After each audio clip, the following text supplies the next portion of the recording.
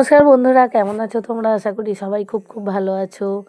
আজ আমি কার্শিয়াংয়ের এবং তথা নর্থ বেঙ্গলের শেষ ব্লগটি নিয়ে চলে এসেছি। কার্শিয়াংয়ের বাকি যে জায়গাগুলো ঘুরেছিলাম আজ সেগুলো দেখাবো।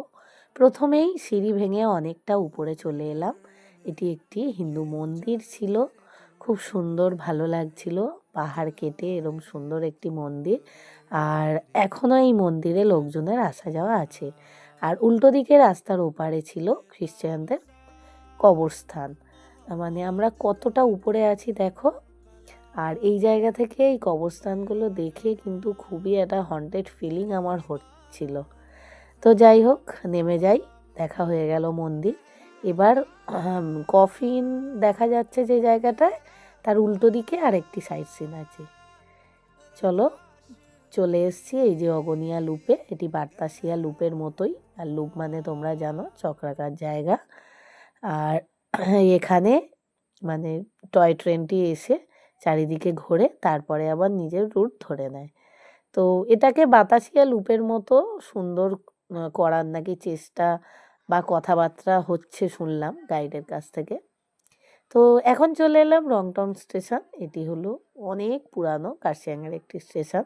আর এখানে কিন্তু টিকিট কাউন্টার আছে এবং প্রতিদিন একটা করে ট্রেন তোমার দার্জিলিংয়ে যায়, আর একটা ট্রেন নিউ জলপাইগুড়িতে যায়, এটা শুনলাম। আমি ভেবেছিলাম যে হয়তো ট্রেন আর চলে না, কিন্তু দেখলাম যে না, প্যাসেঞ্জার ট্রেন এখানে কিন্তু চলে একটা করে।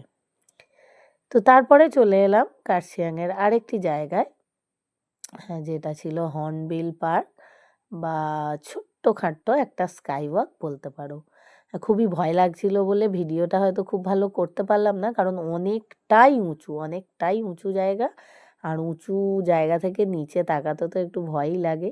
মেয়েকে হাত ধরে খুবই সাবধানে স্কাই ওয়াকটি ঘুরে আবার নিচে নেমে গেছিলাম।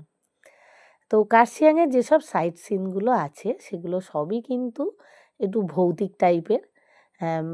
আমাদের মানে খুবই খারাপ লাগছিল যে আমরা ডাউহিলে যেতে পারলাম না, কারণ ওখানকার রাস্তা ড্রাইভাররা বললো খুবই খারাপ গাড়ি যাওয়ার ক্ষেত্রে। হেঁটে গেলে খুব ভালো হয়, আর অনেক জায়গা নিষিদ্ধ আছে যাওয়ার জন্যে। তো পরে কোনো সময় এলে একবার চেষ্টা করব ডাউহিলে যাওয়ার। তো তোমরা এই যে প্যাসেঞ্জার টয় ট্রেনও দেখে নিলে, দেখো। তো এখানে আমরা দাঁড়িয়েছিলাম লাঞ্চ খাওয়ার জন্যে। তো সেই সুযোগে টয় ট্রেন যাচ্ছে নিউ জলপাইগুড়ির দিকে, তো সেটাও দেখতে পেলাম। আর শেষে সবাই মিলে একসঙ্গে আনন্দ করতে করতে এই যে পাহাড়ের ধারে আমরা লাঞ্চ করে নিলাম। তো যদি ভালো লাগে চ্যানেলটিকে সাবস্ক্রাইব করো, লাইক